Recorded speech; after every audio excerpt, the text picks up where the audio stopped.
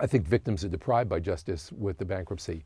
These victims will not have the opportunity to go before a jury of their peers and put the Boy Scout leaders on the witness stand and say, and to admit to the jury what they've done for decades in covering this up. That's not going to come out.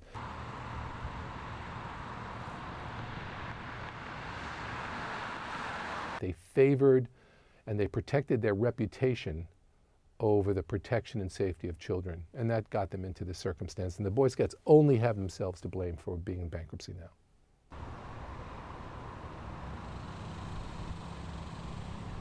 Boy Scouts are going to go into court. They're going to ask for various protections, one in which they want to ask the bankruptcy court to sort of give them the keep the lights on kind of money, pay salaries, etc., pay bonds that are due. They'll also ask for a stoppage of some of the cases in state court. In fact, they've already asked for that and have a hearing on that with the judge.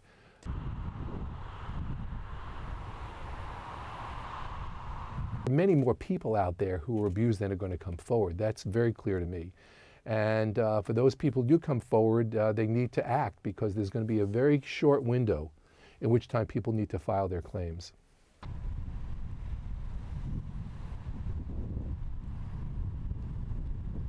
This deals with people's lives, and I think the 80 days that the Boy Scouts proposed in their bankruptcy petition is unconscionable. And I think that we're going to seek a longer period of time for these men to come forward. But men need to come forward. That's the thing is, I'm telling also my clients that they have to be thinking really clearly about what their claims are, and we know their claims, but we're going to have to put that into a claim form for them.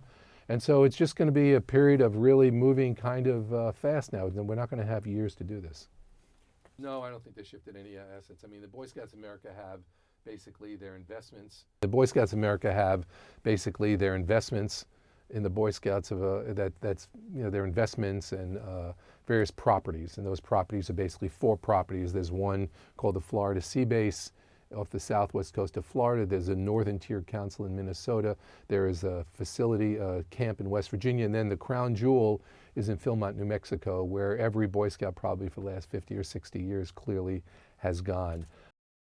The Boy Scouts are going to try to make the pot this small, and the creditors want more money thrown into that pot to really represent the true assets of the Boy Scouts of America. I don't think they're moving assets around, because they already are in essence in control of those assets.